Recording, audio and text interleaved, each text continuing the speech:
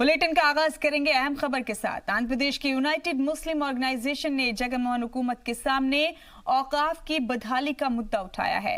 तंजीम का दावा है कि हजारों एकड़ जमीन होने के बावजूद उसका फायदा मुसलमानों को नहीं मिल पाता। उन जमीनों पर दूसरे समाज के लोगों का गैर कानूनी कब्जा चल रहा है, जिससे आए दिन तनाजात देखने में आ रहे हैं। इस मौके पर उन्होंने मांग की है कि अगर जगनमोहन मुसलमानों के हमदर्द हैं तो चंद्रबाबू नायडू की तरह औकाफ की जमीनों के लिए जगह बनाए। इससे मुस्लिम प्रॉपर्टीज मुसलमानों को ही दी जा सके। वाज़ेह है कि चंद्रबाबू नायडू ने अपने मुद्दतकार में एक ऐसा जीओ पास किया जिसके बाद हिंदू रिलीजन से ताल्लुक रखने वाली प्रॉपर्टीज हिंदू समाज के अलावा दूसरा नहीं ले सकता। इसे देखते हुए मुसलमान समाज ने भी औकाफ अराजी की बर्बादी रोकने के लिए ऐसे जीओ पास करने की मांग शुरू कर दी है। वहीं आंध्र प्रदेश में राजधानी को लेकर एक बार फिर सियासत शुरू हो गई। राजधानी के बदलाव को लेकर रियासती वजीर मूडसर सत्यनारायण के एक बयान के बाद सीपीआई ने नाराजगी का इजहार किया है। रियासती सेक्रेटरी रामकृष्णा ने रियासती वजीर के बयान पर सीएम जगनमोहन रेड्डी से सफाई मांगी। उन्होंने कहा कि सत्यनारायण के बयान से रियासती अवाम में बेचैनी है, जिसे हुकूमत को साफ करना चाहिए। बढ़ेंगे बुलेटिन में आगे। श्री कृष्ण जन्माष्टमी के मद्देनजर सिक्योरिटी एजेंसियों ने अलर्ट जारी किया है। खबर है कि 6 मुबैना दहशतगर्दों की टीम श्रीलंका के रास्ते तमिलनाडु में दाखिल हो चुकी है, जिससे कोयम्बटूर की तरफ जाने का लोकेशन मिला है। अलर्ट के बाद रियासत में सर्च मुहिम तेज कर दी गई है। कोयम्बटूर में पुलिस अलर्ट नजर आई। मजहबी मकामात, रेलवे स्टेशन के अलावा तमाम भीड़ भाड़ वाले इलाकों में तलाशी की जा रही है।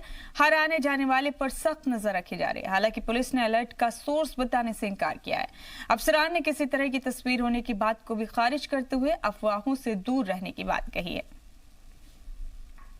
So we have got alert that 6-member team of terrorists have come to Tamil Nadu and they are moving towards Coimbatore. In view of that, we have taken extensive bandobast. We have put a bandobast at all the shopping malls, important temples, and all the important installations. We have also informed Army and Air Forces to alert their defenses. We also have put vehicle checking points in all over the city. We have also put checkposts. They have been alerted. All the vehicles which are coming and going out of the city have been alerted. Similarly, we have QRTs. 10 number of QRTs which are located at strategic places, just in case to respond if any requirement is there. As of now, general red alert is maintained, and some channels are showing some photographs. So, Coimbatore City Police had not released any photograph of any suspect so far. इस मौके पर alert का source बताने से police ने इनकार करते हुए इसे रूटीन तैयारी बताया है। I will not be able to tell you the source of the information. There is no need for panic. There is no need for worry. What NIA did was a separate operation. This is a separate issue. As of now, this is our information. So there is no need for panic for anybody.